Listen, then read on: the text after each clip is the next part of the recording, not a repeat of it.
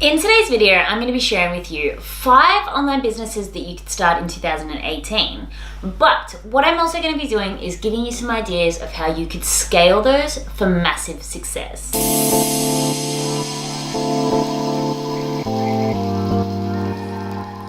Hi everyone, and welcome back to my channel. And of course, if you're new here, welcome.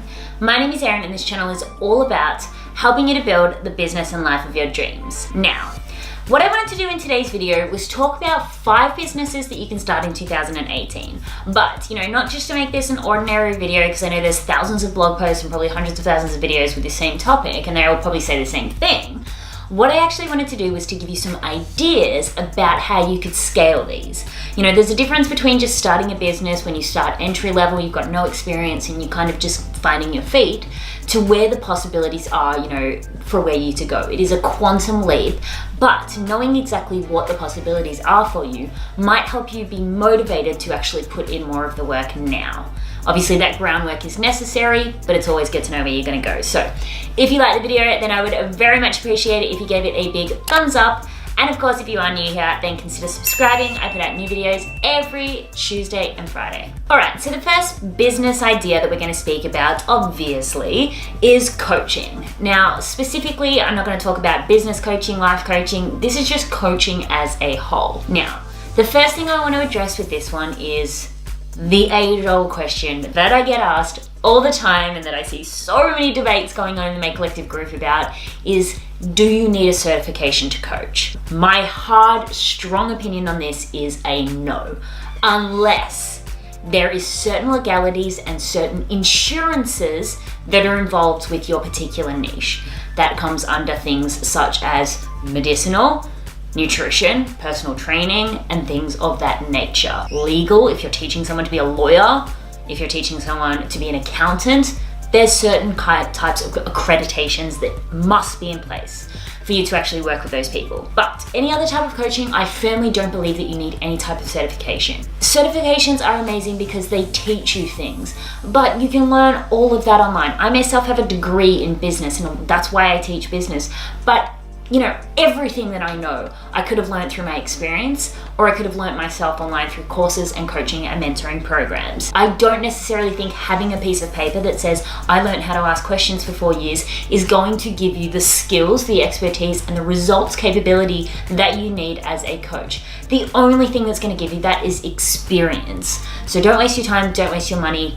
If you're thinking about coaching, you're much better to invest in a business coach or someone who's actually going to teach you how to coach, and then work for free for a little while, get some experience, and that's how you can really grow your business. If you're committed to learning in no matter what niche, no matter what profession, no matter what industry, then you can succeed. It's all about knowledge and applied.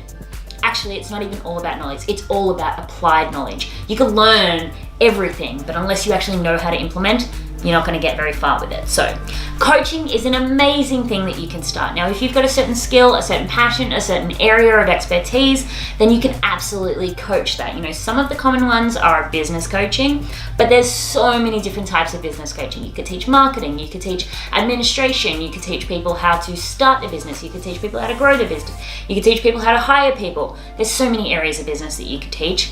What's your skill in? Figure that out, and then you can become a coach. You could be a life coach, a manifestation coach, a relationship coach, a single person coach, an independence coach, a conference coach. Honestly, the coaching ideas are limitless. Really, just you need to figure out what value do you have that you can give to people. What's something that you know that a lot of other people don't, or what's something that you're committed to learning, and then go from there. Build your business around that. So coaching's amazing, coaching is huge, and where can you go from there? Coaching is extremely scalable when you move into the passive side of coaching. So when you're starting out, it's very active, it's very, I'm trading time for money, I'm working with clients on a call, on a Skype call. But when you move your business to passive types of income, Marie Forleo and her B School, she launches that once a year, has 1,500 intakes and $1 million intakes basically. When you move your expertise into more of a course or more of a guide or more of an academy or something like that, then you can really get more people in the door for less work. You want to talk about laptop lifestyle, you see people who are living on a beach or doing all of this amazing stuff. It's because they're making money passively. And coaching is a really great step into that. And there's infinite ways that you can scale your business when you're working with passive products. So coaching is a huge one, and the way to move from there, the way to scale from there is to create passive products. My next example is if you wanted to do some type of, virtual assistant, graphic design, web development type service. So this is more like freelance work. Maybe you're a photographer. So a freelancer, let's categorize it as a freelancer. Now, obviously you need a certain set of skills in one of those disciplines to be a freelancer in that area, but it's not to say that you can't start learning now if you had an interest in them. So just because you didn't study photography at school doesn't mean you're not an amazing photographer. It doesn't mean you're not like Peter McKinnon, who didn't actually go to school for photography but worked in the industry for years and now obviously has an amazing channel on that. So you can absolutely get those skills, but provided that you can show that your work is good, of value, it's quality, then you can start a business providing those services for people. And where you can actually go from there is, first of all, you could do passive products as well. You could create LUTs, you could create presets, you could sell your photography, you could sell your photography for commercial purposes, you could sell your photography to other businesses. If you were a virtual assistant, you could create courses to train other virtual assistants. So you definitely can go from there in the passive route as well, similarly to coaching. Additionally, what you could do is you could even set up some type of school, some type of business. So you could set up a school where you taught other people how to become a virtual assistant or how to become a photographer, online. Or you could set up a service where you hire a whole bunch of freelancers. So you could hire like 10 VAs and it's almost like you freelance them out. So you're doing the marketing and all of that to get the business to get their services in front of people, almost like you're a directory for freelancers. You could even hire them as staff and they could do the freelance work. They could do the VA work for you, or it could be more of a directory with the freelance. But you could definitely set up some type of business where you're helping people to gain exposure because you've already built the business up, you've already got the audience up, and then from there you're actually not doing any work yourself. Obviously you have the CEO kind of management stuff. You can even hire staff for that as well. But the groundwork, the actual VA work, photography work, web design work, graphic work could be done by other people, either by a directory or either by you owning the business and having the VAs work for you. So that's another idea for how you can actually scale that business up as well. The third thing, and this is, you do have to have a particular skill for this, writing as a skill, is that you could write a book. And I think the opportunities that can come from writing a book are endless. You could get more book deals. You could obviously become a New York Times bestselling author. And don't say it's impossible, because it's not, because people do it all the time. You could have a speaking career. You could teach other people how to write. You could potentially get your books turned into movies or documentaries or shows. You could write for television. You could write for plays, if that's the kind of route that you were going down, the kind of fictional route. But whatever it is, you can get more book deals, and the more that you grow your audience as an author, the more that your book, this one little book that you might have self-published on Amazon, the more that grows and your audience grows with that, the opportunities will open up from there. So categorizing yourself as a published author, who cares if you published your book yourself, you're still a published author. If you're someone who's actually published and sold books, you're a published author. So if you can write a book, whatever that may be, on whatever topic that you want to talk about, then from there you could do TED Talks, you could do, as I said, public speaking, you could do events. Anything around that subject matter of that book, you could hold events in. So classifying yourself as a published author is a really great way to scale your personal brand. But all you simply got to do in 2018 to get yourself to that stage is write that book. And my next business, and I'm going to say business, that you can start in 2018, I'm going to talk about YouTube, but this kind of classifies podcasting and blogging as well, but I'm going to talk about it from a YouTube sense. You can start a YouTube channel, and yes, that absolutely can be a business.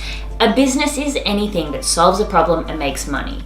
So right from the get-go, even if you've got 0 subscribers, if you can find a way to make money, you can absolutely start a business as a YouTube channel.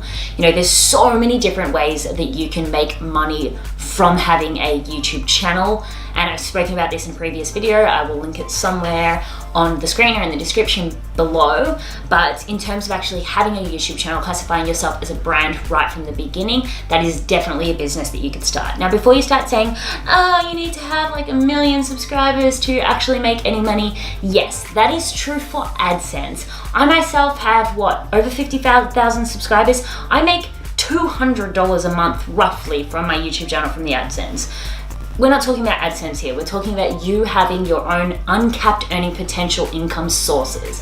That could be an ebook, that could be a course, that could be a done for you service, that could be a coaching service, any of the other things that we've spoken about here today. But a YouTube channel, you can actually monetize this in your own way in the beginning and then obviously grow from there. Now, I want you to actually go and research an article, I'll leave it linked below, but have a look at an article by Kevin Kelly called 1,000 True Fans. You do not have to have a large audience to build up a profitable business. You just need to have an engaged audience. Numbers are nothing. Engagement is everything. So YouTube absolutely can be a business. And where do you scale from there? Gosh, I'm almost embarrassed to talk about this one because it is endless. Look at what some of the YouTubers have done. You could start businesses, you could start speaking, you could write a book, you could be in movies, you could be in TV shows, you could interview the president. We all know where YouTube can lead you. But it all starts with you actually being able to make money, to be able to invest your time into creating better videos, for creating better content, getting people on your team and things like that. But it all starts from you actually picking up the camera and making those YouTube videos initially and making some kind of revenue from that. So I actually am starting a YouTube course that launches in a couple of weeks now, which if you're interested in, I will leave the information below.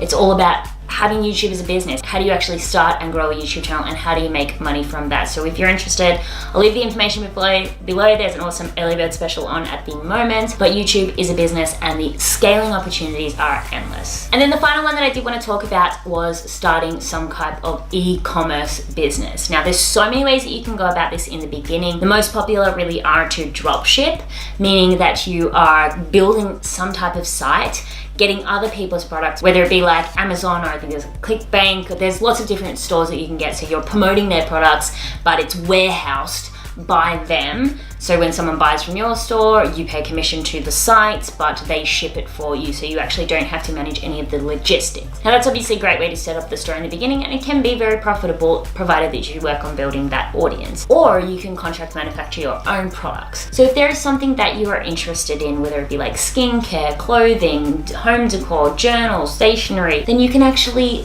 find a contract manufacturer for that product, invest a little bit of money in the beginning and start selling those products. Granted that you'll probably have to pack and ship them yourself in the beginning, but that's fine because I'm sure your order quantities aren't going to be through the roof. But it just takes the time to set up the actual store. And you could do that so easily now with either WooCommerce and WordPress or Squarespace, the shop version, so the upgraded shop version.